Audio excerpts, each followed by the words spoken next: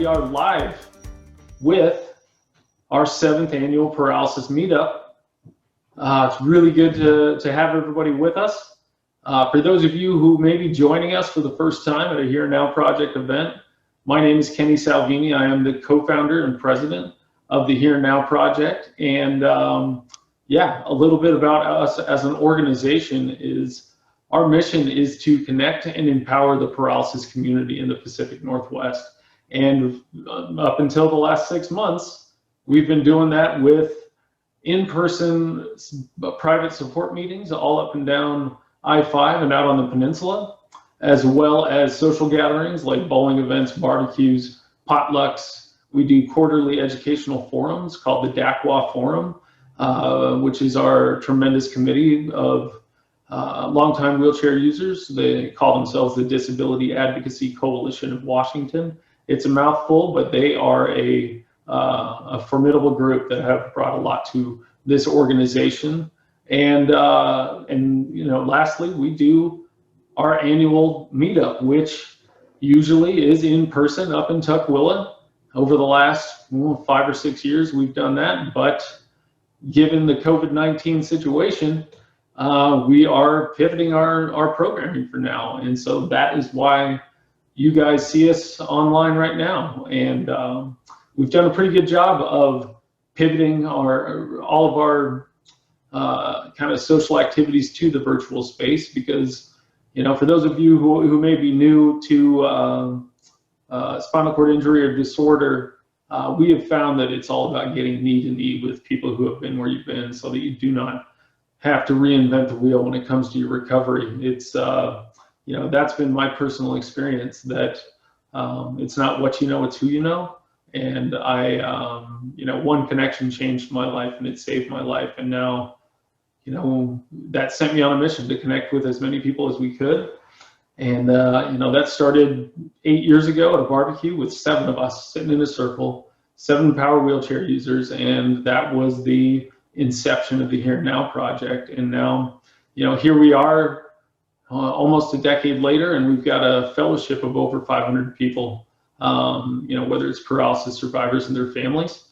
And yeah, we're just about creating safe spaces for people to get together and share what's really going on with their lives and find real life solutions to everyday challenges. And yeah, and this is our flagship event.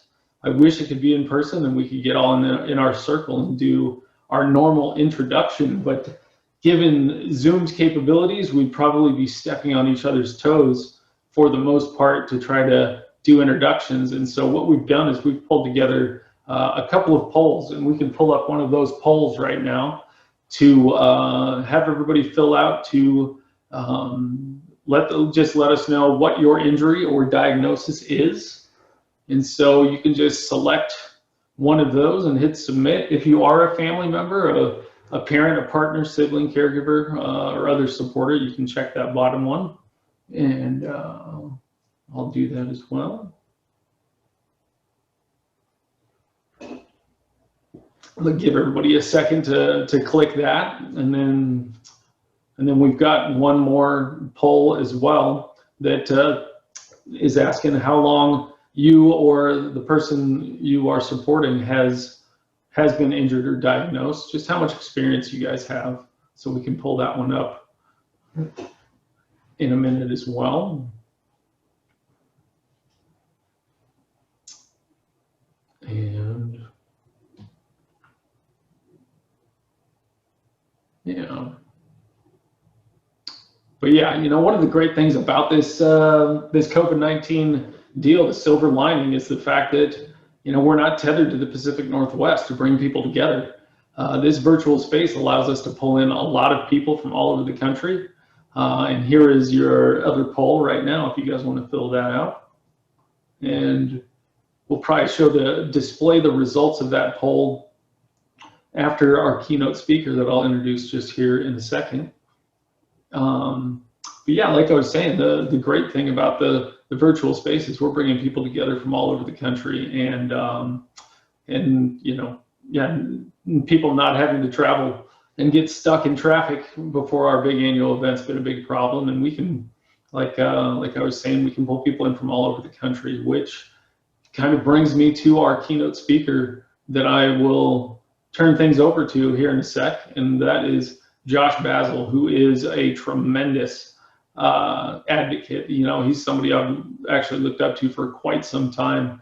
He's roughly my level, C4 quad, same year of injury, 2004 as me, and you know, co-founder of spinalpedia.com, which is a tremendous resource for the paralysis community. It's a bunch of user submitted videos that show people just how to do life and how to hack their situations. You know, but in the last few years, I have really gotten the privilege to join him in Washington, D.C. as an advocate when we've done Roll on Capitol Hill work. And yeah, but Josh is here to kind of tell his story about his injury and his journey back to work as a medical malpractice attorney. And so we can unmute Josh. I will turn it over to him and we will get this thing started. All right, hi everybody, it's Josh Basile. It's great to be here today. I wanted to ask Kenny a quick question about capabilities today. Everybody has chat ability to text, right? Yes.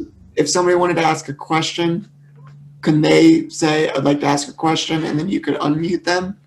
Well, what we'll do is we'll keep the questions into the chat so people can put it in the chat, and then I can relay them to you as well. All right, so I'd love today to be kind of interactive.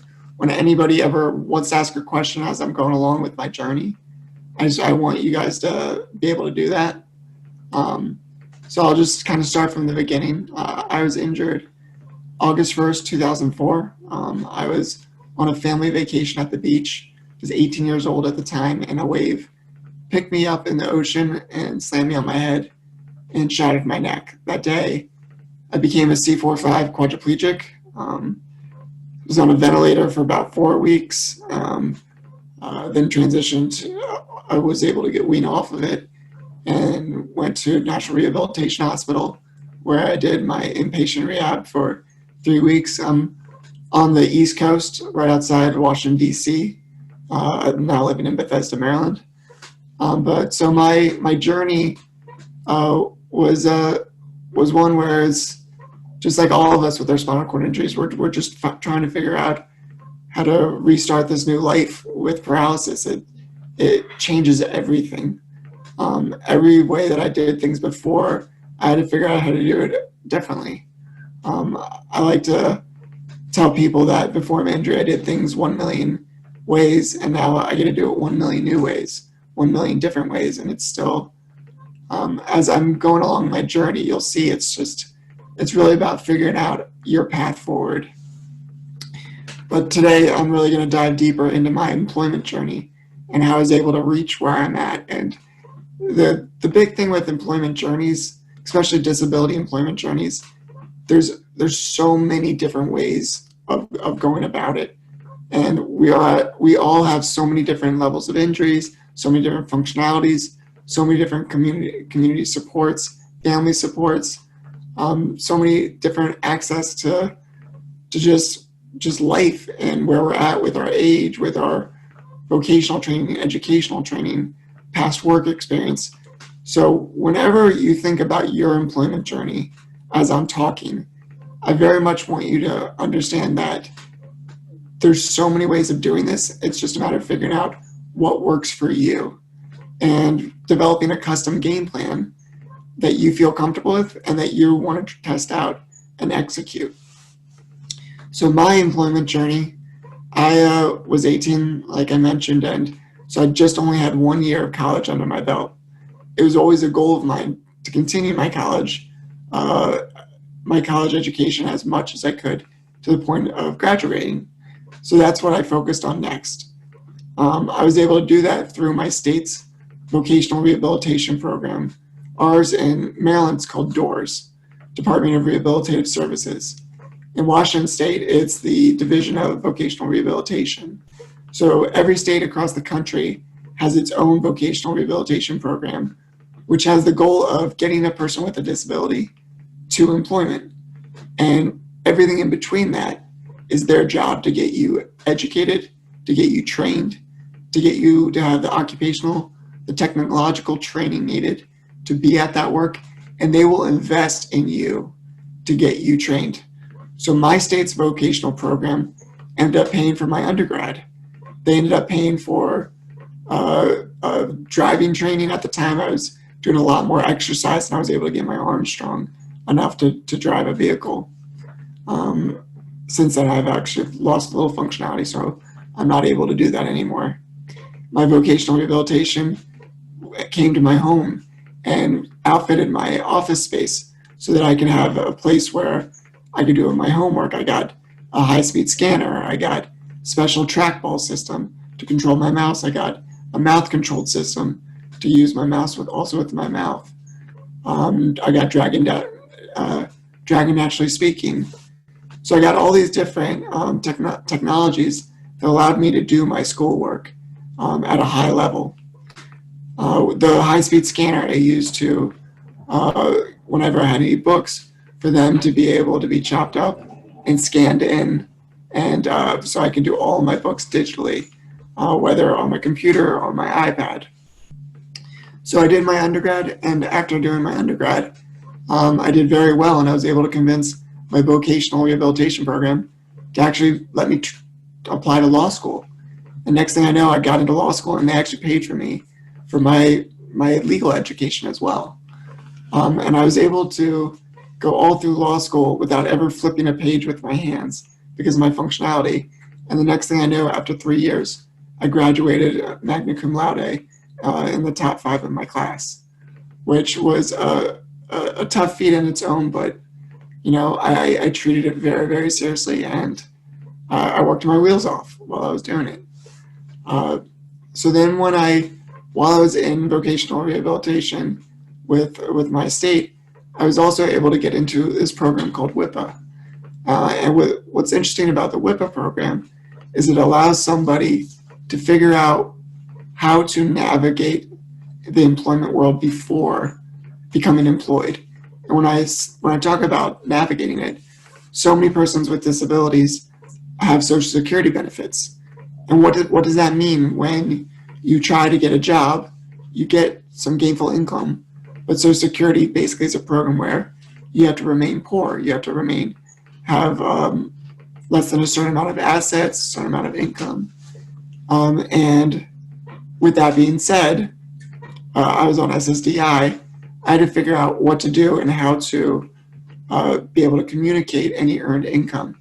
And the WIPA program and those services through my vocational services kind of taught me what that could look like. And then afterwards, once I became employed, I was able to get into the Ticket to Work program. And the Ticket to Work program provided an amazing benefits counsel and team that gave me all of my options moving forward.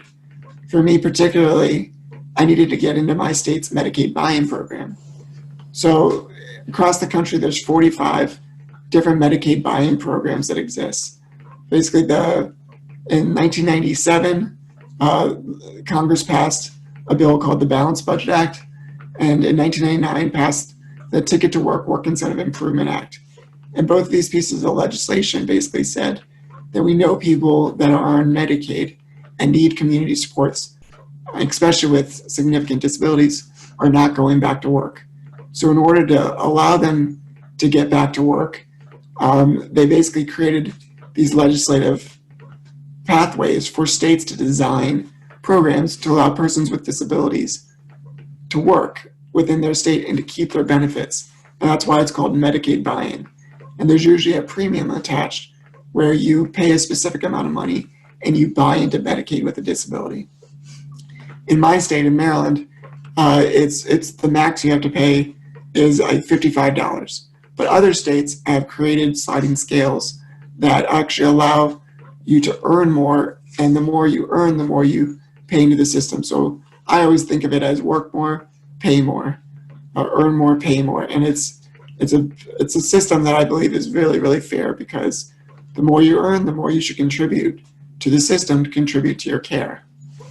And luckily, I'm usually when I talk to different groups about disability employment benefits, I usually say how much their Medicaid buy-in program needs improvement. But the truth is Washington State has the best program, recent program in the country. You guys have passed recent legislation in 2019 that lifted income limits, meaning that you can earn as much as you want once you're in the program. And it also lifted the age requirements, where before, at the age of 65, if you were in the program, you had to retire, which for so many of us with a significant disability, that's not feasible to retire at that age because of our care needs and our costs and everything associated with that. So what I love to say about Washington State is you guys have the most incredible program, which means many of you that are interested in work, you should work because you have a program that will support you, allow you to earn, to allow you to save assets. So Washington State, which is called the Apple Health and Workers with Disabilities, Health for Workers with Disabilities program, is incredible opportunity for workers with disabilities in your state. One of the interesting things, so in my state, if you have more than $10,000 in assets in your bank account or in cash, you get kicked out of our Medicaid buy-in program. But in Washington State, it's not that.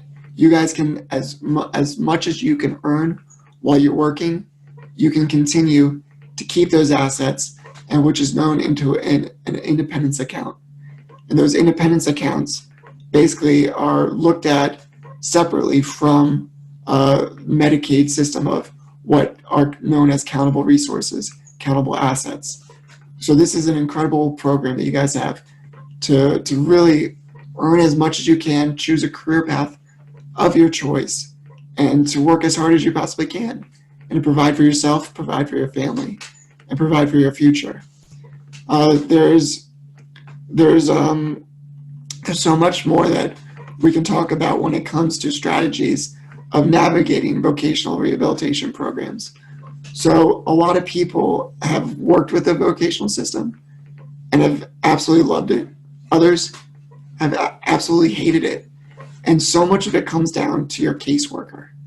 So the trouble is that people sometimes get stuck with a caseworker that might have 250 different clients that they're serving. And your case ends up getting put on the bottom of the stack, the middle of the stack, and ends up being forgotten. But there's strategies to get your case up to the top.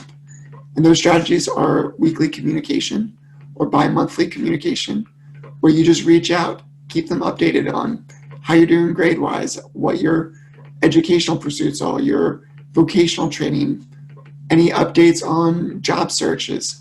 Just being able to have that contact and those touches and those communications allow your case to rise to the top.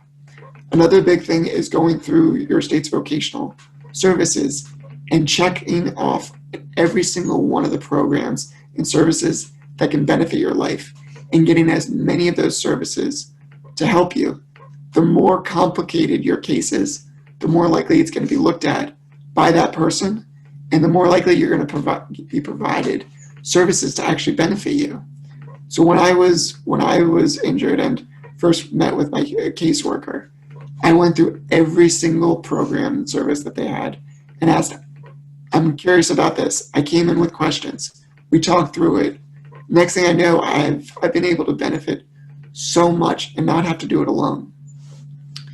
And when I talk about not doing it alone, there's no reason for you to try to figure this all out.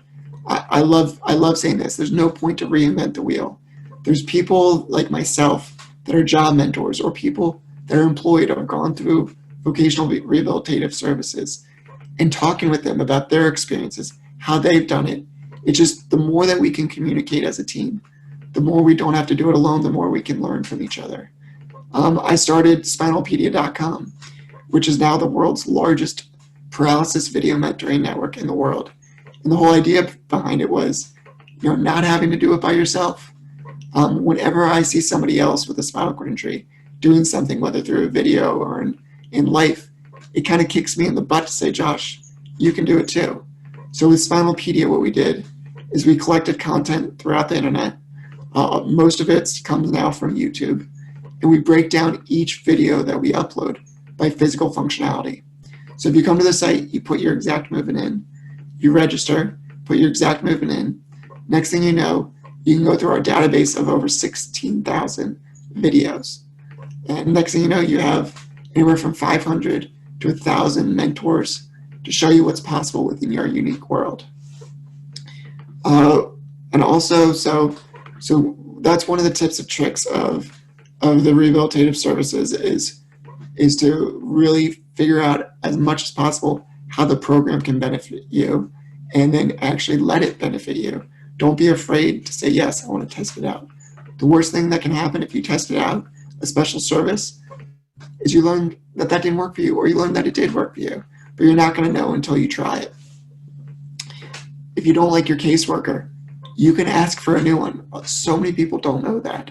Wherever you're at, really in any state level program, if you do not like your caseworker, ask for a new one. If they say, I'm sorry, that's not going to happen, I'd like to speak with your supervisor.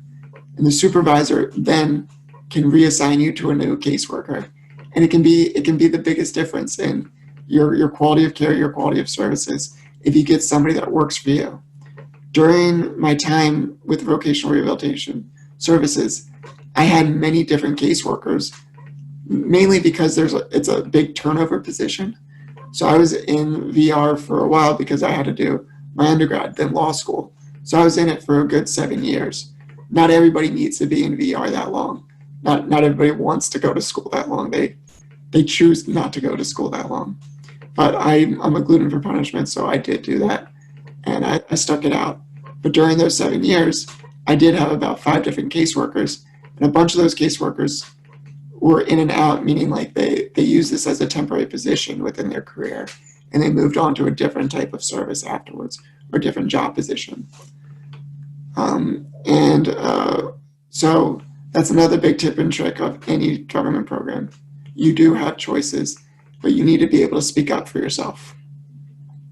During my years of trying to figure out employment, another big issue is you need to be able to get the community supports you need to be able to pursue employment depending on your functionality. If you're a higher level injury like myself or Kenny, life without caregiving, we can't survive without it.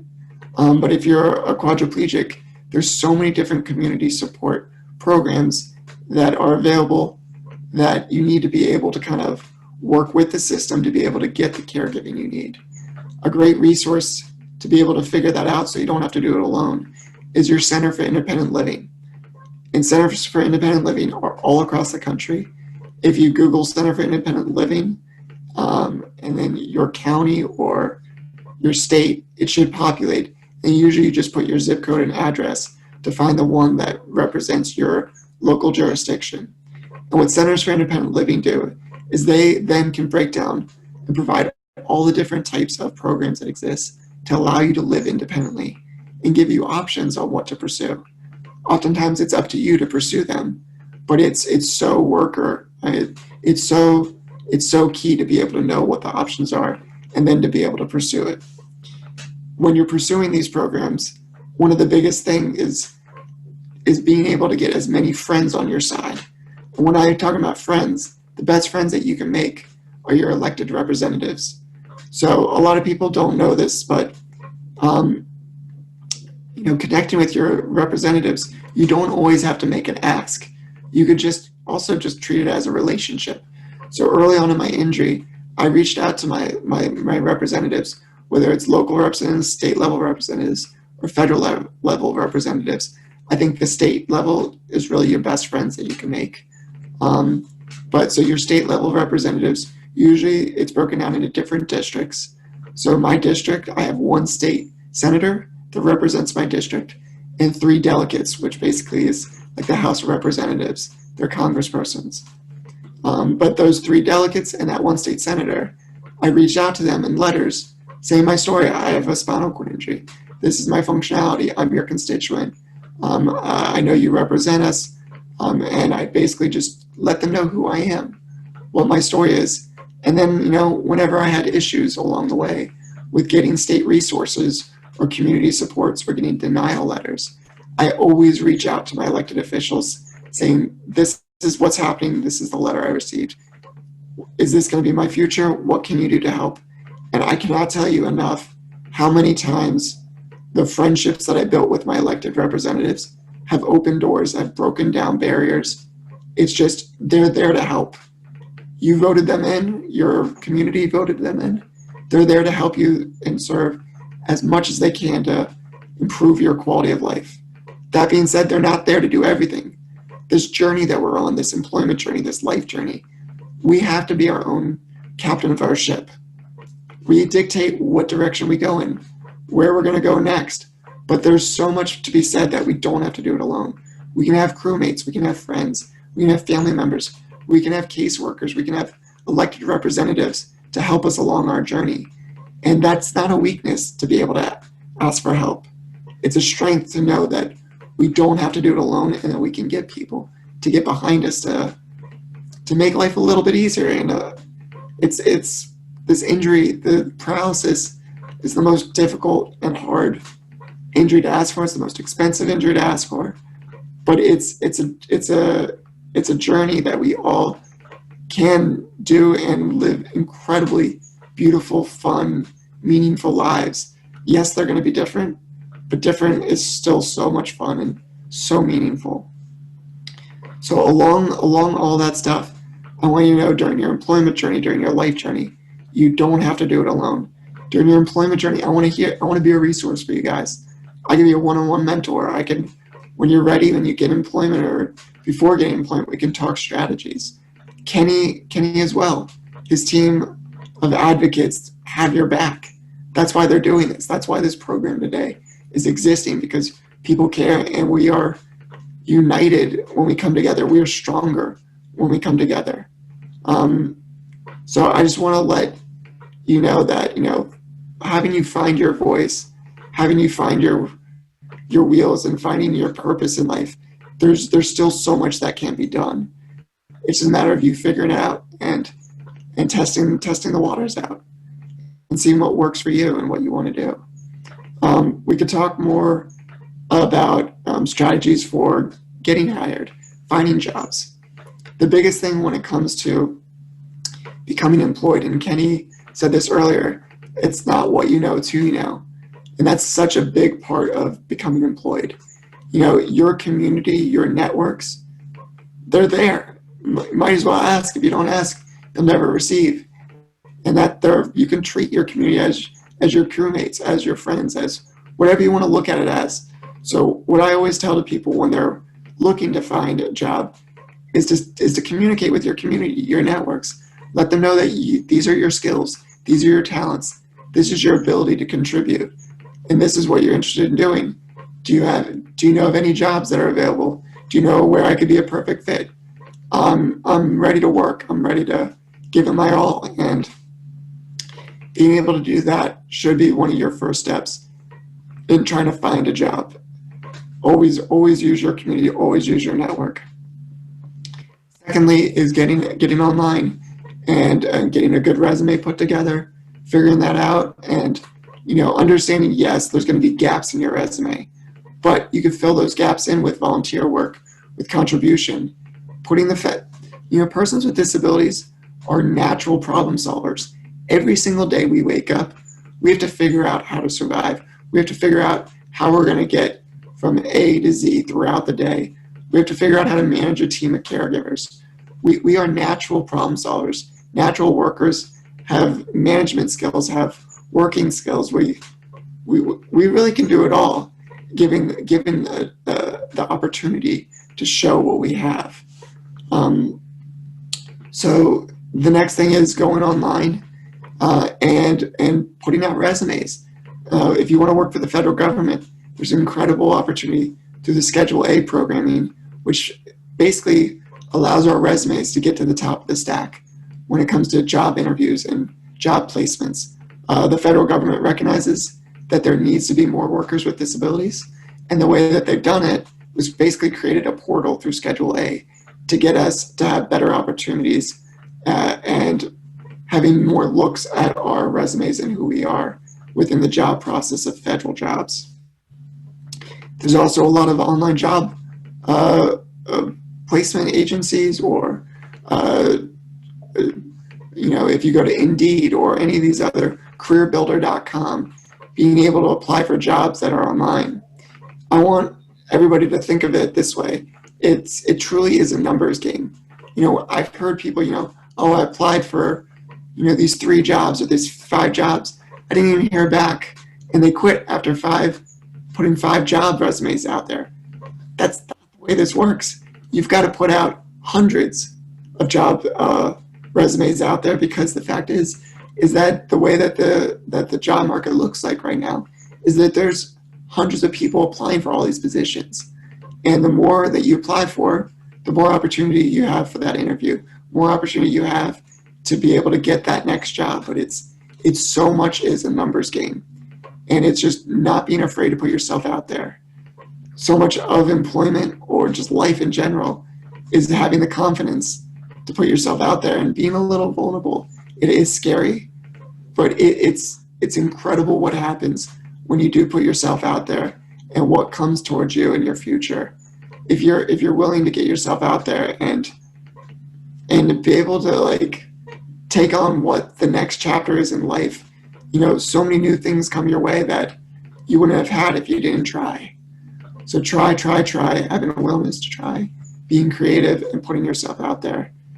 Great things happen. One of the things I do with my foundation, Determined to Heal and Spinalpedia, is we do a Living with Adventurous Wheels program, where we take families out of their homes and bring them on adventures. Usually we do it on the East Coast, but we've done some indoor skydiving programs across the country, which I'd love to talk with your chapter about. But what we do is we do all these adventures to get families outside of their comfort zone. And whether we go adaptive sailing, or sit skiing, or water skiing, snow skiing, surfing, we get people in their elements out of their comfort zone. And it teaches you, with these new opportunities, these new experiences, that life is possible if you're willing to put yourself out there. It's going to look different, but most anything is still possible. And so often when I do these adventures, I'm usually the most paralyzed person doing it. And I know for a lot of my friends or a lot of the people that we take out, it kicks them in the butt. If Josh is doing this, so can I. And I'm just telling you, we all can do it. If we have a strong mind and a willingness to get out there, we can make this happen. Our paralysis, it does make it a little challenging, but it's worth the challenge to figure it out and to go out there. I know a lot of people, there's a lot of mistakes that can be made along the way when it comes to pursuing employment. And that's why the WIPA program, the Ticket to Work program, the Vocational Rehabilitative Services, it's so important to ask the questions, to not make the same mistakes. So I've had a lot of friends over the years that have gone to work and did not report their earnings to Social Security. And you have to report those earnings. And if you do report the earnings, eventually they'll stop your Social Security benefits. But if you don't report your earnings, Social Security will eventually figure it out. But if you're basically collecting Social Security benefits plus working, Social Security wants their money back for you double collecting over a certain period of time. If you join the Ticket to Work program, you get 9 trial work month periods, which basically during those 9 trial months, you can continue earning your Social Security benefits and your earnings from work to test out if it works for you. But after that time, you have to stop collecting Social Security benefits.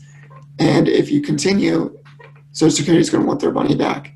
So I've actually known people that didn't disclose and report their earnings. The next thing you know, they owed $40,000, $50,000. I even known somebody that collected for 6 years and owed $70,000 in overpayments to Social Security. And we don't want that ever to happen. Having a good benefits counselor can make sure that you don't make those mistakes. The WIPA program and the Ticket to Work program are completely free of charge. Social Security will pay those program employment networks to take care of you. It's just a matter of being willing to enroll in the program and benefit from those services. When you're at work, I could talk so much about requesting reasonable accommodations. There's so many different types of accommodations that you can request that are reasonable, that can give you the opportunity to show your skills in the workplace, or to be able to have the breaks you need to not tire out, or there's so many things that can fall within the reasonable accommodation. And people get scared about making those requests. But accommodation is not a weakness. Accommodation creates an even playing field that allows you to give it your all and show your skills and talents in the same level as any of your other coworkers. It's just you might have to do it a little differently. You might need a different setup, different workspace, different piece of technology to give you the opportunity to show what you have and what your skills are.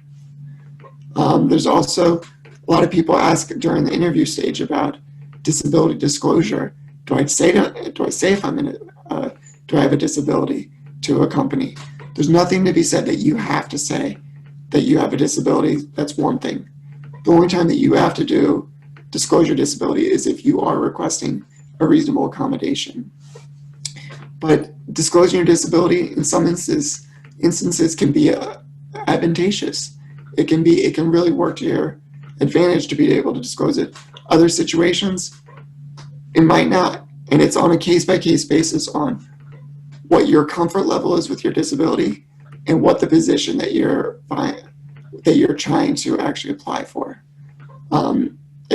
So that's really, I think, disability disclosure is really more on a case-by-case basis, and it needs to be a discussion that you have with yourself, with your family, with a job mentor like myself, to be able to discuss what is the strategy moving forward.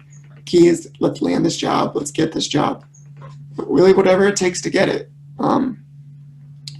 So I guess I can go on and on about all things disability employment, but I want to open up the floor and just answer questions. Let's have a discussion. Let's talk. This is the time to talk about this. So let's make this happen. Awesome, Josh. Thank you so much for this powerful talk and just being willing to share your experience and strength and hope with everybody. I did see a couple of questions that popped through. Jill was asking if you can request a caseworker by name. Is that something that's possible? I don't see why not. Okay. The worst that can happen is you get denied it. But I think if you know other people in your area that have a caseworker that's really like an all-star caseworker for them, I'd want that for myself as well. So the worst that can happen is that the supervisor could say that, I'm sorry, this person's casework load is full. At this moment, we can't get anybody else. I don't know why you wouldn't be able to get on a wait list for that person, because there is a lot of new clients that coming out, cases being closed because people either become employed or stop working altogether or stop looking for work. Okay. So I think that's a great point that Jill has. Okay, we've got about 8 minutes left for more Q&A, and I saw Wanda jumped in with, how do you spell the WIPA program? Is that the one that's specific to Maryland, or is that the Ticket to Work through Washington State? It's throughout the country. It's for persons with Social Security benefits. And whether you have SSDI or SSI, you can get a WIPA counselor, and it's WIPA. Okay. It looks like the Ticket to Work program is only for SSDI clients. But that being said, SSI persons can still get their benefits counseling through WIPA. Cool. Okay. Yeah, and Gene Moore's got the question of how much income to report to Social Security. And we're going to have all your information available that we'll send out to all participants for your job coaching and mentoring and all that stuff. So you can follow up with them too. But yeah, something short that you can tell them. Well, usually if you're earning over, I believe it's $850 a month, $850 or $900. You need to be disclosing that because that's considered substantial gainful income. So, but then with all that being said, all the programs have asset limits. So, whether you have to be within that $2,000 limit or $3,000 limit based on your state's Medicaid, you have to be able to stay within those limits to keep your Medicaid services and to keep your Social Security benefits oftentimes. So, whenever you start earning any money, you really, really need to make sure that you get connected with someone that's knowledgeable to help you navigate it. If all this stuff is manageable and it can be navigated, it's just a matter of coming up with a game plan that works for you. So talking with WIPA, talking with Ticket to Work, talking with your vocational caseworker, there is plans that can be put in place for you to answer your questions. Even calling Social Security Administration, you can get answers from them as well. That's awesome. That's awesome. Selena jumped in with a question on have you noticed, or do you know if the current move to virtual online jobs and all that stuff, is that increasing employment opportunities for the disabled community or hindering it, you think? It is increasing opportunities. And it's making it easier for many people that have issues with work when it comes to transportation. Transportation is a huge barrier for persons with disabilities to get to and from work, get to and from work safely. But from a standpoint of being able to work from your home, I think COVID has taught us very well that we can be very, very productive as a society with employment. Right. And it's I think being able to work from home is extremely important for so many different people that want to work from home. But at the same time, I think it's so important that we do work in the office space, those that are willing to work in the office space, because in order to let the community know, the workforce know, our colleagues know, being able to wheel up to the table and being able to be seen in the workforce with disabilities is what's going to be so important to changing the disability employment narrative. If we're all in our homes and never being seen, but yes, we might be heard through the phone, but like right now, looking at you and me, I guess I can see some technology around us that shows that something's going on, but our reels are never going to be shown through Zoom. Right. So I think it's very, very, very important to be able to work in the workforce on site or through virtually. Both are options. Right. No, I totally agree. You see our videos and you wouldn't know any different from half the people that are going to be on Zoom calls anyways. And, one piece of assistive technology is maybe the only thing getting in your way between your full potential. And I just really appreciate all this stuff that you've shared so far. Joe Preddy was asking, are these agencies and programs available to people over 65? Say that one more time. Are these programs and agencies available for people over the age of 65? So I don't know the answer to Ticket to Work or WIPA.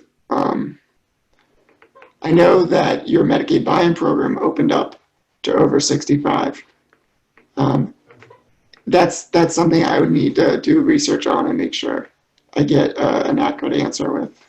Okay. All right. Any other questions right now for Josh? I'd like for those, I've got one, like for those who do kind of wind up in these programs and find themselves getting a job, what should they do next? So what they should do next is connect with me. The second that you become employed, my nonprofit has partnered with a national employment network that helps persons with disabilities, workers with disabilities, create custom game plans of knowing every single one of your options, whether it's through the Medicaid buy-in program, 1619B program. There's all these different programs that exist to be able to get you to employment and know what it is that you want to pursue. So when you have options, you then have power to decide what direction you want to go in. So working with myself as your one-on-one job mentor, so I've partnered with them, and basically you get kind of a package deal with them taking care of you from benefits, but then I can help with reasonable accommodations, how to ask for pay raises, how to work with colleagues that are providing kind of headaches for you or just communication with colleagues in general with a significant disability. So, Kenny, we can provide your group with a link for them to sign up for the free one-on-one job entry and benefits counseling and get matched up and taken care of as they become employed. That is awesome. Man, yeah, Josh, I just really appreciate you jumping on and giving everybody this great information and being willing to share this journey that you've Just want everybody. Thanks, Kenny. I want everybody to know that they're not alone in this journey. Work is possible. Work provides so much purpose, and it's just being able to have an income, what that can go towards your quality of life in your future. It's just it changes everything to be able to have that going towards your everyday life. We do have expensive lifestyles, expensive injuries, and the more we can invest in ourselves, the more that we have option-wise for our future. So, but thanks, Kenny. Absolutely. Yeah, no, thank you for joining us, Josh. And will you be able to stick around a little bit if anybody has any questions, just within the chat, just for a little while? Sure. Awesome. Cool. Well, yeah, thank you again, Josh. And now we're gonna do a quick check-in from one of our leading sponsors for the last few years. We've had the folks at Kersey Mobility have been tremendous supporters of the Here Now project since pretty much we started opening it up to having partners. And so we can turn it over to Mike Jensen from Kersey Mobility real quick, and he's gonna just give you guys a little 5-minute intro as to what they're about and what they've got to offer people. So Mike, are you with us? Well, thanks, Kenny, and thanks everybody for joining today. I first want to say, Josh, that was awesome. I had a dad in a wheelchair for many years when I was younger, and gosh, having options, having support. You mentioned that network. Having that team. Gosh, what you said. It's not who what you know. It's who you know. I want to just say how powerful that is, because when you do have options, it does empower you to basically live life to the fullest, right? And that's our goal at Kersey Mobility. We specialize in basically vehicle solutions. So, how does Kenny or Josh get out of the house? Well, you have different options. You can take a community transit, someone can pick you up, but if you want to have the ability to take your own vehicle and go where you want to go, when you want to go, that's basically what we do. We specialize in vans. We do new vans. We do used vans. We do rental vehicles for a day, for a weekend, for a month. We have hand controls. We have lockdowns. Anything you can imagine to get you where you want to go, when you want to go. That's what we do. We even have people that do drive that have very high level of challenges. And we specialize in the simplest spinner knob or a mechanical hand control. We've done several vehicles that have been $100,000 plus jobs that are just amazing that people do that I never thought possible. I've done this for 25 years now, and I see things every day that we do at Kersey like, wow, I never even knew, even with my 25 years, I didn't know we could do that. So I think one of the big messages that Kenny has, and we're fully behind, is you can do so many things out there that maybe you didn't know you could do, you can do. That network, that powerful group of people around you, whether it's your doctor, your therapist, your ATP for your wheelchair, maybe your home person, your caregiver. You've got a team around you that helps you achieve your life, your goals. We're not about surviving, we're about thriving. And we're part of that team at Kersey to help you thrive, to help you achieve those goals that you want to achieve in your life. So you got to have somebody that does help you do that on the vehicle side, and that's who we are. Josh also mentioned having that game plan. We do a needs analysis. One of the very cool things that we do that very few people do is we'll sit down and just talk to you and say, hey, Kenny, you're one of our customers. What do you want to do? What are your goals? What is your budget? What's going to be a specific game plan for you for today and for tomorrow? And we do that. We want to know how we can help. Our goal is to help as many families we can in the greater Northwest area. So how do we do that? Well, first we got to talk to you, get to know you, and then we will make very specific recommendations based upon what you want to accomplish inside of your budget. So we work with a lot of organizations, ALS, MDA, gosh, Kenny's was our main, I guess, chosen one we want to support because we believe so fully in what he's doing and how he's doing it that, you know, we had to step up and say, man, how can we help more families? And we truly believe what Kenny's doing in his network, it's growing, it's fantastic. You know, it's going to help so many lives out there be changed, not just the person, but their family, their whole sphere of people they work with, they're around. It's going to help everybody. And I've seen so many awesome things, and to be part of this, you know, that is our passion. Kersey does have 3 stores, been in business 38 years. Our main Sumner store has been there a long time. I used to work for a manufacturer for BMI. I traveled all of Canada, Northwest, half the US, and I left there to go work with Kersey about 3 years ago. And it was because I got a chance to stay local, but also because they have the expertise you don't find very many places anywhere. I remember being in Canada, in Toronto, having a question asked from a technician. And I said, you know what? I don't know the answer. Let me call somebody. And my phone a friend was Kersey to ask them what they would do. So they have this expertise level that's just beyond even anybody even can compare. And they're, of course, all factory certified technicians. They do this. They are part of NAMITA, which is the highest level of accountability. How do you do things in our industry? We go to all the shows, go to all the conferences. We do all the things that we do to stay on the top of the technology. So something changes, you know, we're the ones who know it first. We share with our evaluators. So you're not going to come to us and say, well, gosh, I heard about some other cool technology. Do you know about that? The answer is yes, we know about it because we've been to these classes, been to the schools, invested to learn so we can pass it on. We work with local evaluators, the VA, again, lots of nonprofits, lots of great companies, lots of great people. With the whole goal is how do we become the mobility expert in this area so we can help you. We also have a store in Redmond, been open now for 3 years, it's doing fantastic. And then we acquired one of our competitors called Access Mobility Systems in Everett, Washington. It was a year and a half ago. And the whole goal is how do we help more people? You know, Sumner's a fantastic location, Kersey's a great company, but if it's only one location in Sumner, it's hard to help a lot of people that live in the North End or even in the Seattle area. So by having 3 stores now, we can help more people. We have more vehicles to choose from. And again, the whole goal is that we talk to you, listen to you, you know, hear you, and then help you, right? And we can't do that with 1 store, near as good as we can with 3 stores. So we have great people. Ruth's our head of our company, and enter your meeting ID followed by pound. We got Steve there in Sumner doing an awesome job for 25 years. We got Al and his team in the Everett and Redmond stores. So we just got a lot of great people out there to help you. I'm here to help answer any questions you may have. We did a great video with Kenny about a month ago on a little video of our stores. That is going to be on our YouTube channel either now or will be by the end of next week. So you're kind of curious, what does our store look like? Who are our people? Yeah, check out that video on our YouTube.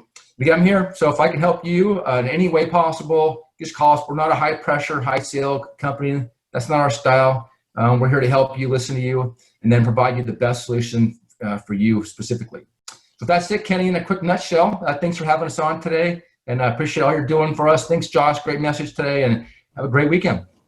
Awesome. Thank you, Mike, for the overview, and we just really appreciate the Kersey team's support over the last few years, and just look forward to working more with you guys.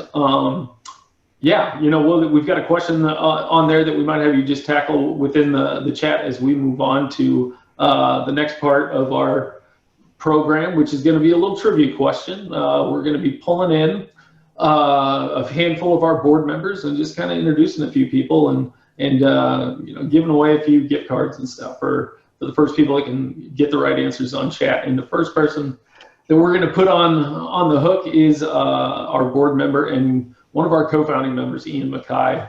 You guys have probably seen him on a lot of the Apple commercials for switch control and voice control. But yeah, just want to introduce Ian, and yeah, he'll have a quick introduction, and we'll give away some swag. Thanks, Kenny. Yeah, my name is Ian Mackay. I was injured in 2008. I'm a C2, C3. I was riding my bike down a big hill from college, hit some sand, going a little bit too fast, went into a tree, and paralyzed ever since. And I want to, thank Josh. That was awesome. It's good to see your face and hear your voice again, my friend. And Mike, it was good to hear they're your stuff also. So yeah, I'm going to give you a little trivia question here. You're welcome to use the web to search for it. Just put your answer into the chat. First person on there will get the prize, which is going to be a $10 Starbucks gift card. And without further ado, our first trivia question is, what year was the Here and Now project incorporated? We really need some Jeopardy type music right now. I did my best Alex impersonation there. There you go. Ooh, well, seeing a couple answers. Seeing a couple some answers. guesses. Some guesses. Not Nothing quite yet. Correct. Still. Come on. Still. Joe says 2012. William says 2007. No. Oh, Angie Sage. Angie Sage is the winner. Congratulations, Angie. We'll be getting you a $10 Starbucks gift card, and we'll be doing some more trivia throughout the day and for tomorrow, and excited about the venue or the event. Awesome. Thanks, Ian. I always have to share one little tidbit story about Ian. He was in that circle of seven when this whole group began at Todd Stoppelfeld's house, and he asked me how I use my mouse, and I told him voice software. And as you can see, he and I both have joystick mouses in front of our faces, and he told me I was an idiot because I hadn't tried a joystick mouse yet. And he sent me a joystick mouse, and I was like, okay, I'm an idiot. It took me 9 years to figure that out. And that was just another one of those things. I'd spent 9 years using a piece of technology that I thought was the only thing that was available, and then one connection teaches me about another thing that would completely open up my world. And so I like to give Ian a lot of crap for that. But that's why I love him, because this man is fierce about people's independence. And, thanks, Kenny. Yep. Yeah. And then we've got one other little fun activity real quick that we're actually going to do a little mini scavenger hunt with you guys to kind of get you guys to roll around the house with help or by yourself. And I'm going to turn that one over to our another one of our board members, Addie Killam. Hi guys, I'm Addie. Many of you know me, but if you don't, I'm Addie. I've also been part of the Here and Now since pretty much the beginning. So yeah, we're going to give you guys a bit of a stretch break, if you will. Got a scavenger hunt planned. So what we're going to do is we're going to have a winner for the first manual and first power wheelchair user to come back with 5 of the 7 items. And Elaine is also going to help track winners here. The winners of each power and manual chair user will get a Here and Now hat. So first, let me see if I can share my screen here, but if that doesn't work, I have a paper I can hold up with all the stuff so you guys can see it. So 1 second here. Addie, I can type it into chat too if you need me to. Oh, well, I've got a backup just in case, because sometimes my share screen, but I have it all written out here so everyone can see. Okay, great. I think that might be what I do, because I don't think it's behaving today. So get your chairs ready, everyone. Okay, so here we go. Let me get this close. We need 5 of the 7 items. It's a book, a coin, a roll of toilet paper, an Allen wrench, a piece of fruit, something red, and a Band-Aid. So you've got about 10 minutes maximum. Go roll around, and when you come back, type it in the chat, and we'll verify your items, and we'll get you set for a prize. Good luck, everyone.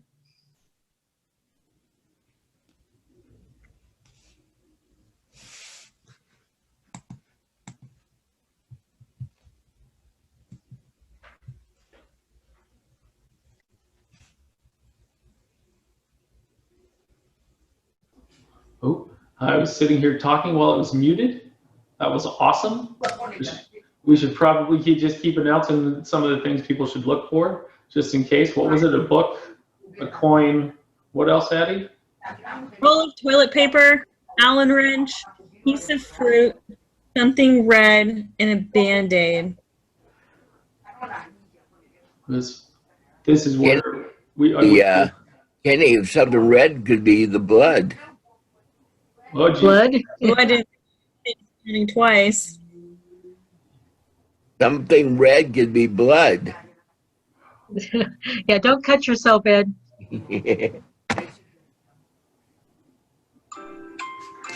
Oh, well done.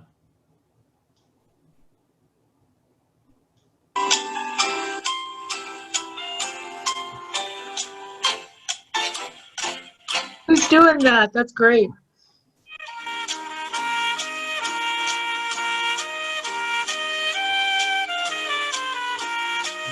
Wait a minute. Angela Sage already did she already get it just now and she just won Jesse Zyber, which chair user are you? Are you a manual or power? So it looks like since Angela did win the trivia, I think Erica might have to take the win if Erica can turn her screen on and show everything to verify.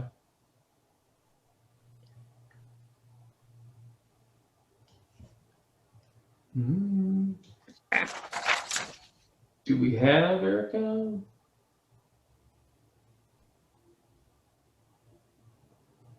Erica, can you hear us? Yes. There Can she you hear is. me? All Okay. right. And you're a manual chair user? Yes. All right. There's my book. Okay. It's Doctor Who. And I have red glitter. Wow. And I have coins and toilet paper and a used Band-Aid from my dog's arm. You ripped it off his arm? That's hilarious. That's Good awesome. job. Verified and good. Well done, Erica. And then Jesse, are you a power chair user? If not, it would be. You're with Danny. Oh, okay. Now I've figured it out. All right. Well, then, yeah, we can unlock Danny's to, make sure that, our other board member, Kazim Kodita, actually, and I promise he was not privy to the list beforehand. What do you got, Kazim? He's trying to start his video and it's okay. There he is. Okay. Go ahead. I'll move over here. Start. Yeah. Got the red hat. Got the toilet paper. We got the pineapple. This actually, I just found out that these permobiles actually have Allen wrenches that's inside it, which I didn't know for. Wow. I had no idea. Yeah, so that's a pretty handy thing. Yeah. If you a wheelchair. Cool. This is what I'm doing right now. My people are. Nice. Yeah. Who's that by? Aaron Dixon, Okay. Black Panther, Seattle chapter. Very cool. So is that all 5? Yep. 1, 5, 7, 8. Yep. Well, awesome. Well, Erica and Chasm will be receiving a hat. Looks like we're gonna have to get you a flat bill hat because you're one of the flat bill rockers. So, okay. Well, awesome. So Jesse and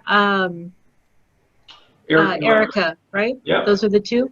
Congratulations, you guys. Thank you. Good game, Addie. Thank you. Well, awesome. Well, we're even ahead of schedule for once. I'm usually the guy that's running way behind.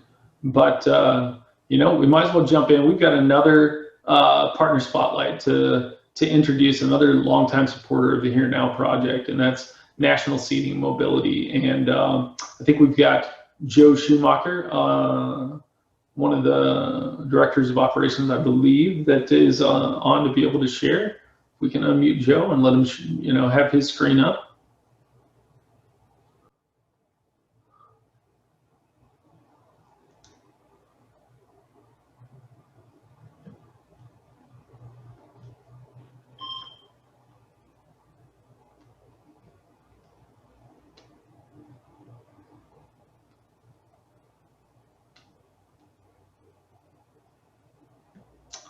Are you there, Joe?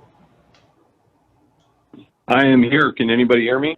We can, if you want to turn your camera on. There's that awesome beard.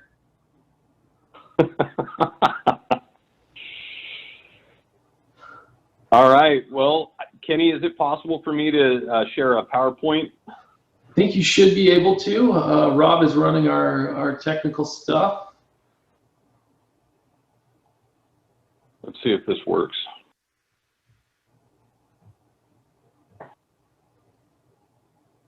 Okay. Can everybody see that? Yep.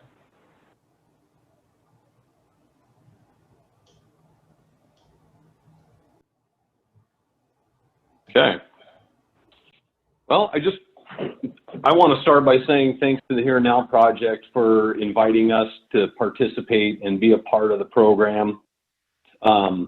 It's definitely a different year for all of us, and the virtual medium is, you got to get really creative when it comes to meeting virtually. So I just want to give a shout out to Kenny and the team for being able to put together a fantastic program virtually and remotely and bringing us all together. I think that this is, just a little background, I cover 13 states in the Western United States with National Seating Mobility. So I visit with a lot of state organizations like the Here and Now Project, different support groups and community outreach programs. And I hands down, maybe I'm a little biased because I'm from Washington, but I think this is the best one. So I just want to, again, take my hat off to the Here and Now Project for putting this together and everything that you guys have been able to do in the year so far.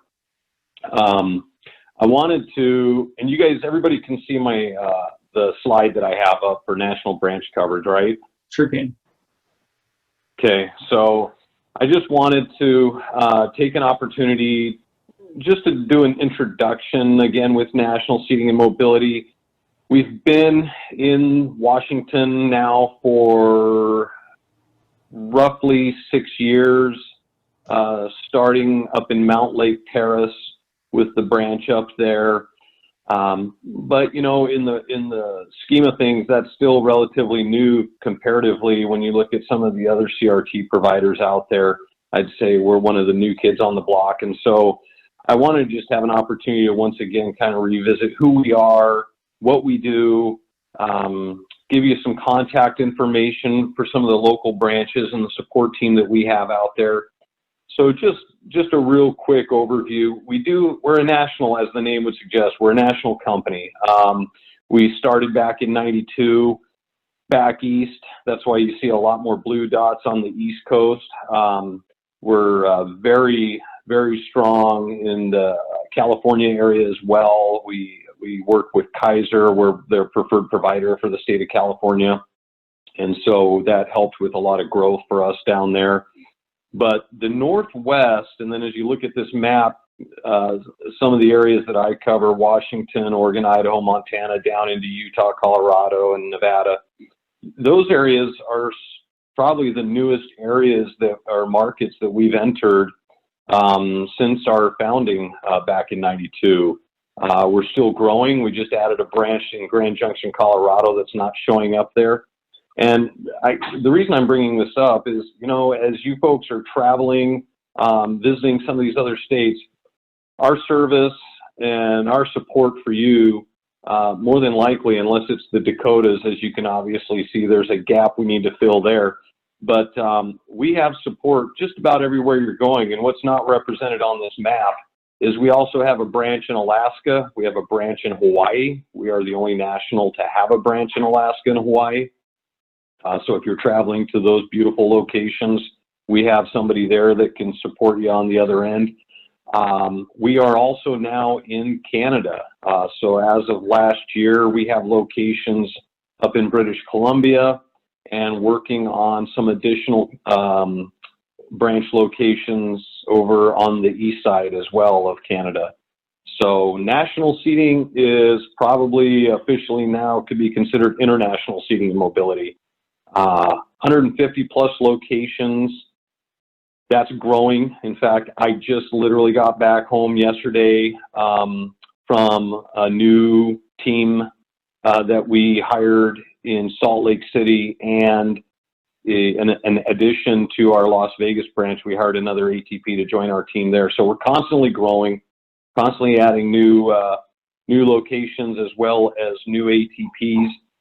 And for anybody that's not familiar with the term ATP, I kind of take it for granted that most of us know what that means. But the ATP, the Assistive Technology Professional, that's the person that would be involved with evaluating and assessing and working in conjunction with a physical or occupational therapist to determine, you know, kind of what the best solution or the most comprehensive solution would be, from mobility devices to also we do home access as well, and so we can help you with that as well. So next slide, I will show you kind of where we're at on a local level.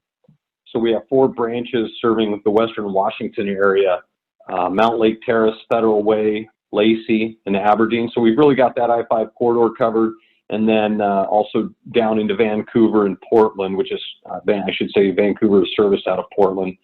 But Aberdeen is a nice add for us this last year. Aero Medical joined our team, which they have a strong staff out in Aberdeen. And Brian Crowley, one of their ATPs, he covers all the way up into Tacoma as well. So we have a lot of overlap there between our ATPs, and I'll show you who those folks are here in just a minute. Our ATP team in Western Washington has 20 plus years of experience, with some of them even 30 years. You'll probably recognize some of the names I'll show you here in a minute. And these are all ATPs that have lived and worked in these communities in Western Washington for the duration, for that entire time. National Seating and Mobility, we source more than 250 suppliers. So we're not using a formulary type model where we have, we pick and choose our favorites. We work with all our manufacturer partners to ensure that any product that you or a clinician would want to try, we will have availability to those products to be able to evaluate for the best outcome. We also offer, on the services side, we have a remote evaluation product called Rescue Lens. So we've been able to reduce our service and repair trip time. On average as an industry, we're seeing about 3 trips being required to complete a repair, when you've got the initial trip being for that diagnostic, and then you've got your second trip sometimes is to fit or adjust whatever the part or component is, and then maybe a third trip even sometimes is required to do the final repair. What we're able to do now with our Rescue Lens service and with the connected chair technology that a lot of manufacturers are offering is we're able to run the diagnostic remotely without even having to be at the chair. We can do that via the virtual arena like we're doing here today. What we've been able to identify now that we've been able to do perform these in 1 to 2 visits, which has resulted in 1,000 fewer trips to clients' homes, which obviously right now, I'm sure you can all appreciate that in the COVID environment. The fewer people you got infiltrating your homes and your sacred space, it's the better. So we have 1,000 fewer trips to our clients' homes, and the miles driven by our technicians to do this has been reduced by 24,000 miles, or the equivalent of 1 trip around planet Earth. So, from a go green perspective, we're also reducing our footprint. We also have an NSM therapist portal, which allows therapists to access the work orders and keep informed where the status is on any particular equipment order. But I don't know if there's any therapists on the phone, but that's something that we've been wanting to provide for a while. We launched it last year, so it's been out there. If you are a therapist on the phone and you are on this meeting and you haven't seen that yet, please reach out. We'd be happy to help get you set up with your login and give you access to that. MyNSMorder.com, that is specifically for the clients.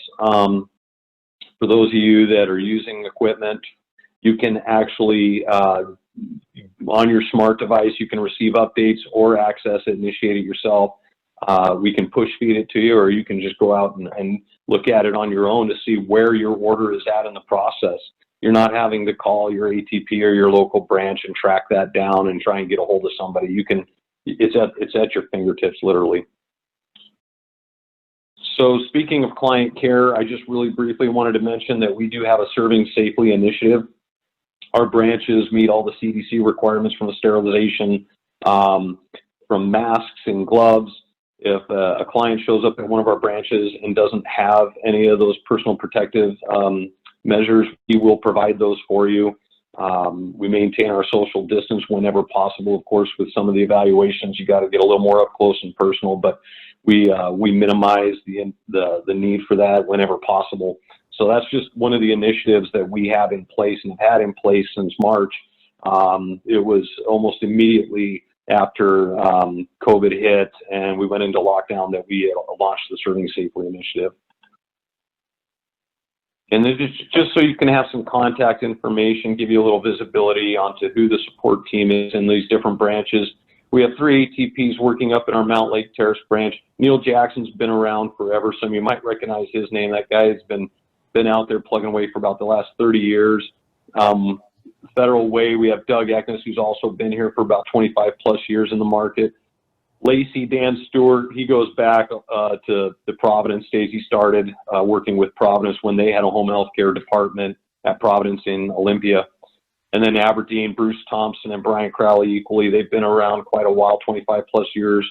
And those guys cover the branch out of Aberdeen covers a large patch of ground going all the way up the peninsula and also down south, even into Longview. So we've got a lot of coverage between all our team members here in Western Washington. And on the right side, you've got some contact phone numbers, but please feel free to reach out. The email for any of them is their first name dot last name at nsm-seating.com. So pretty simple. If you know who you're trying to get a hold of, just plug that in and you can reach them via email as well. That's all I had, Kenny, to share with you today. Awesome. Thank you, Joe, so much. We really appreciate your support. And yeah, just glad you give us a big overview of everything you guys are doing locally and nationally. And with that, we're going to jump to one more trivia question with one of our Disability Advocacy Coalition of Washington members, Elaine Stefanowitz, real quick. We'll let her go live before we go to a quick break. Thanks, Kenny. That was a great presentation. I was taking notes about the national seating mobility. So, oh, I got to put my old lady glasses on. Apologize. Okay, of course they're purple. If you know me, everything I own is purple. So my name is Elaine Stefanowitz, and I was injured in 1982. Yeah, I know you're saying, I wasn't even born in 1982, and don't say that aloud, please. And yeah, I was in a car accident in Puyallup, got in a car with a guy who had been drinking, and I didn't know it. We were going 5 minutes down the road to a party, and he went over 100 miles an hour off of a hill and flipped the car, and I got thrown through the windshield. Of course, the drunk people never get hurt, just the dumb passengers who get in the car. So back in 1982, you were in the hospital for 6 months as a para and a year if you're a quad. So times have really changed. So I'm part of DACWA, Disability Advocacy, now I'm not even saying it right, Coalition of Washington, and love my team. So, okay, I have the next trivia question, and it's for a $10 Subway gift card.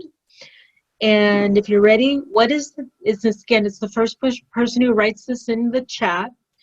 What is the name of the historical barn in Fife where the first Here and Now project event was held? And you can Google things. Pardon me? And people can Google things. They can Google things, yes. And just one winner per prize for each prize, please. Yeah, and it sounds like Angie's kind of on top of the trivia and scavenger hunt. Jeez. I know, Angie, wow. But that is actually not the correct answer. Yeah. Good try, though, Angie. Yep. People want to, I'll say it again. It's a historical barn in Fife where the first Here and Now project event was held. Oh, wow, William.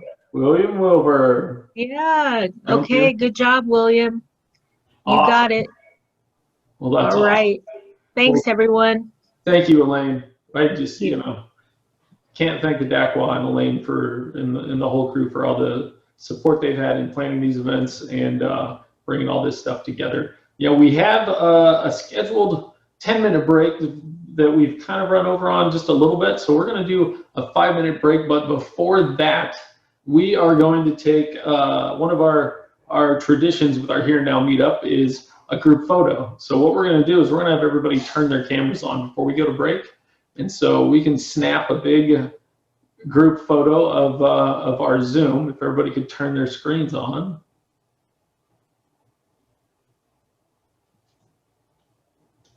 And we go to gallery. Oh my goodness, look at all these beautiful faces. Wow. This is awesome. Got a couple more people to turn on still.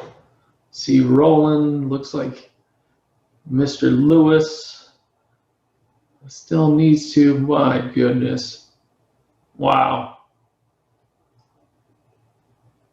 This is a pretty powerful thing when you look out at a sea of screens and faces. And yeah, so we're just gonna kind of hold your smile for a couple seconds, and we're gonna take a couple of screenshots. Oh my goodness, this is awesome.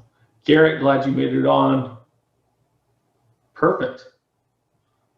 Can Claire give me a thumbs up? Did she get some shots? She did. Awesome. Hey, Pauline, I see you sneaking in over there.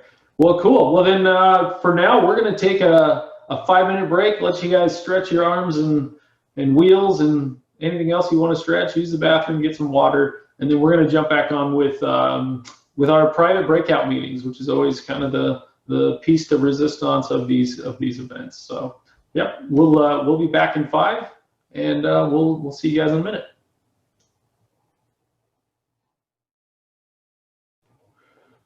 All right, everybody, we are back. Hopefully, that was enough time to at least get a drink of water and stretch out. Hopefully everybody's back on and can hear me. I'm definitely known for not doing this right, that's for sure. Yeah, so now comes one of my favorite parts of all of our meetups, and that is our private breakout meetings. And this is all about us creating safe spaces for people to share what's really going on in their hearts and in their minds. I know when I was newly injured, it was having someone to turn to was, something I wasn't even interested in at the time, because I didn't want to, dive that deep into my injury. And now I know that my life depends on those connections and the wisdom that people have. And so a couple of quick housekeeping things that we want to just advise everybody of is we're going to have quite a few people in each room. You guys are going to be unmuted. And so try to keep yourself muted until you've got something to share. And, if we could keep all the shares, whether it's a question or an answer, to about 2 minutes apiece, just to allow everybody else to be able to jump in with a thought or an anecdote, that would be ideal. And another housekeeping thing is all the rooms are going to be locked so that you guys can stay in there and really connect with people. If you try to leave, you will leave the entire meeting, and so you would have to log back in. So we're going to push everybody to those meeting rooms and allow the sparks to fly, and so you guys can make some connections. And then stick around after that. We'll have one more sponsored check-in, and we're going to have a bunch of, I think we've got 3 different gift cards to give away. We're going to be spinning a virtual prize wheel, and we'll be giving stuff away, and then we'll be calling it a day and getting ready for tomorrow. So yeah, we can push everybody to those meeting rooms. That would be great.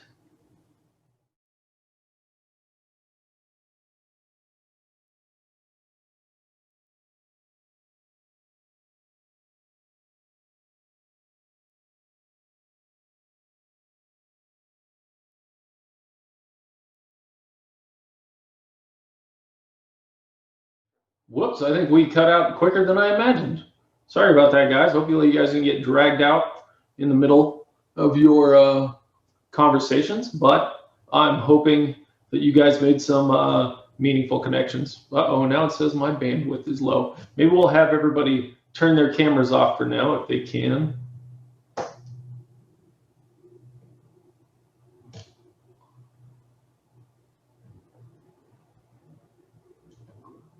All right.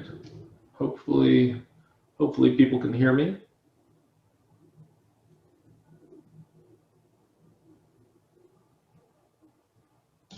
Still says my bandwidth is low. Maybe Rob can give me a confirmation if we're okay. You guys can hear me. That's good. Yeah. So we've got one more sponsor highlight.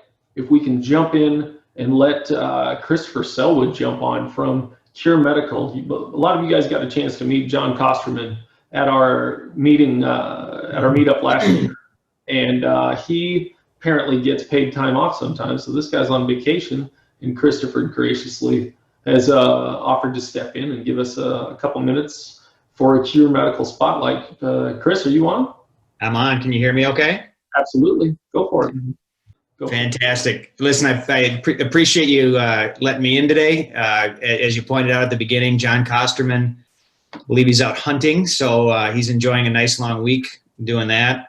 Thanks again for having me in. For those of you I haven't met yet, my name is Chris Selwood, Vice President of Sales for Cure Medical. I put my email address on there. We'll make sure you have that. Especially one of the things I'm going to be talking about today is a new product that we've got called Dextra. And if any of you all want samples of it, just make sure you reach out. And when samples are available, which they should be available in the next few weeks, we'll make sure to send some your way. For those of you who aren't familiar with Cure Medical, we were founded in 2007 by a guy named Bob Yant. He's still the chairman of our board. Bob had a C4, C5 injury about 35 years ago. He's very active with our organization still. As I mentioned, he's the chairman of our board. And he's very passionate about giving money back to SCI research. To that end, we give back 10% of our net income to neurologic research. So we end up giving a lot back. We sell about 1.5 million catheters a week now. So we're able to donate a significant amount of money back. And Bob's the passion behind that. We specialize in intermittent catheters, of course. So I always tell people also what we don't make, because we get asked all the time. We don't do Foleys. We don't do male externals, but we do intermittent caths. And one of the new ones we've got is the Dextra closed system. And you'll see here, this looks an awful lot like a closed system, a traditional closed system. What's unique about it, though, is especially for those of you that have limited dexterity, you know that closed systems can be really tough to manipulate. You've got to have pretty good fine motor skills to be able to advance a catheter through an introducer tip and through a bag. And I think we solved that with this product. If you'll notice this white arrow on it, this two-way arrow, and I have a video coming up where I'll show how you, it's a graphic to show actually how you advance it. But there's a strap underneath the product on the back side of this. So a person can actually put their hand through underneath it, or put it on a leg, put it near your leg, and then using that, it's actually a foam arrow. If you can use the butt of your hand, you can use a thumb, you can use a finger to press it and push forward. And every time you push forward, the catheter will advance. And then when you pull back, it sort of reloads and grabs the catheter at a lower level to advance the catheter again. But it won't retract. And that's one of the challenges with a traditional closed system is every time you pull the bag down, the catheter ultimately can retract. So this has a one-way valve on it so that the catheter will actually not retract. And you can see here, this is a good picture of the underside of it where that strap was. Of course, it's Cure, so there's no DEHP or BPA or latex in it. And then we have really nice polished eyelets. People very commonly tell us how nice our eyelets are. We use radio frequency or heat to melt a ring around the outside of them, so they're very, very smooth. And then I want to just show this advance real quick. You can kind of see now in this picture, obviously the person's got very good thumb movement in this graphic, but the reality is if you can use the butt of your hand and apply a little bit of pressure on that foam arrow, you'll see how it advances.